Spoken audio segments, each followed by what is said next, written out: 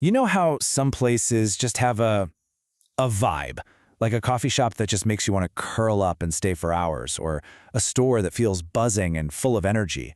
Well, I'm going to let you in on a little secret. That feeling is almost never an accident. It's a carefully crafted experience. And today, we're going to pull back the curtain and show you the hidden architecture of emotion that's built into all the places we visit every single day.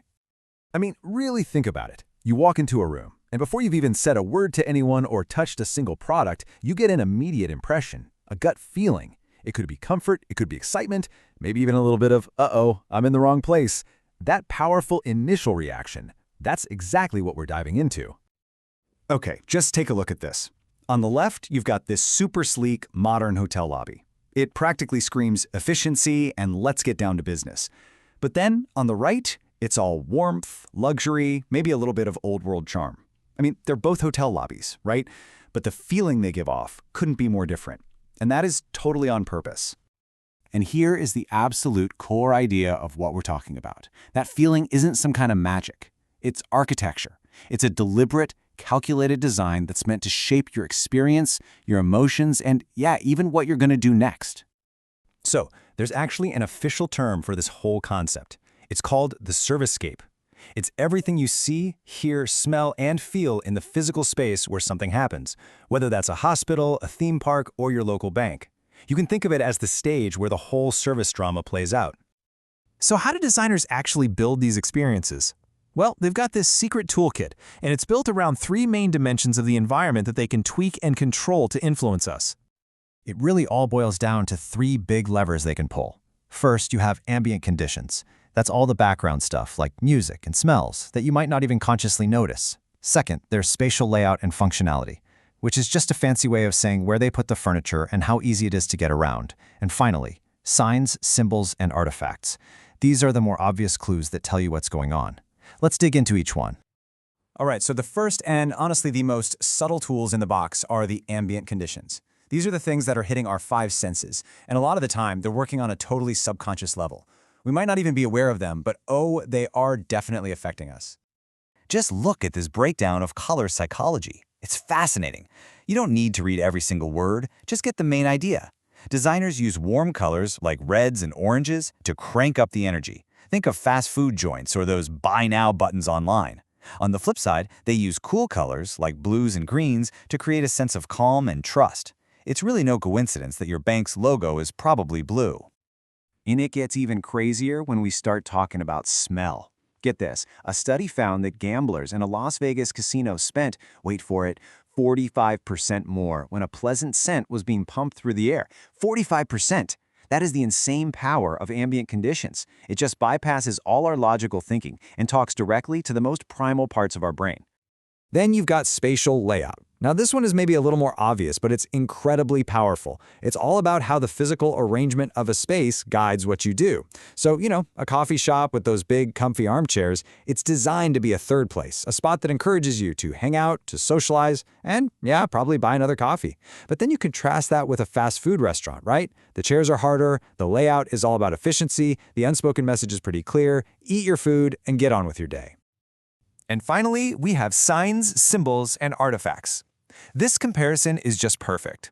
On the left, those subway signs in Singapore are so unbelievably clear, you don't even have to think. The experience is seamless. But then you look at that mess of signs on the right. That's just pure cognitive overload. It creates stress and friction and makes you feel anxious before you've even found a parking spot. Good design aims for the feeling on the left, not the one on the right. Okay, so we've got these three design tools, but how do they actually get inside our heads and change the way we act? Well, it turns out there's a surprisingly simple psychological path that explains the whole thing. It's really just a simple three-step process. First, you perceive the environment, the colors, the music, the layout, as a set of stimuli. Second, those stimuli create an internal response inside of you. Your feelings, your thoughts, you might feel happy or relaxed or a little rushed. And third, those internal feelings are what drive your actions, your actual behavior. And look, this isn't just some made-up theory. It's backed by classic research in environmental psychology.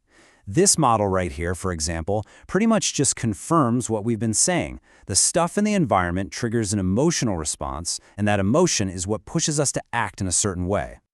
So, here's the crucial point.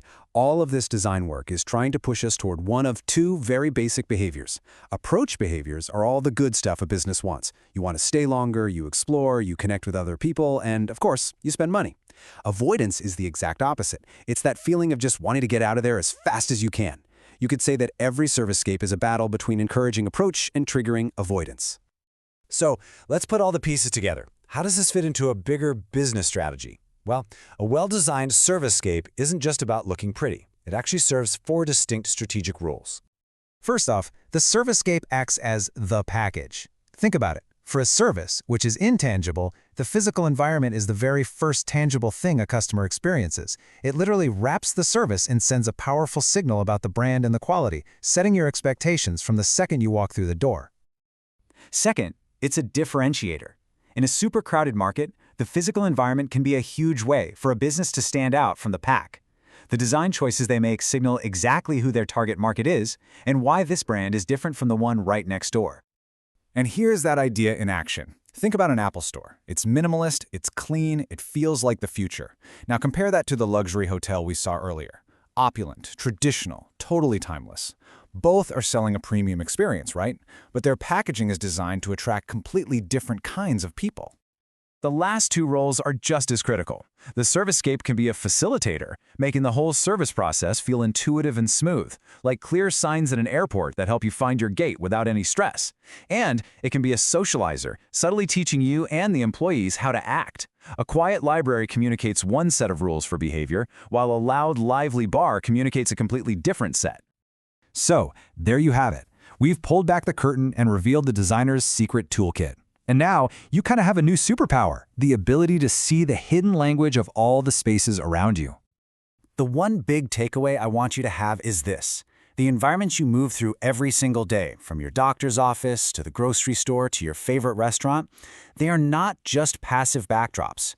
They are active participants in your life, constantly influencing your mood, your decisions, and your experiences. I absolutely love this question from the service expert Ron Kaufman because it's the question you now get to ask everywhere you go. When a space feels just right, or maybe it feels a little bit off, you can actually stop and think, hang on a second, what was the real intention here? Who were they really designing this space for?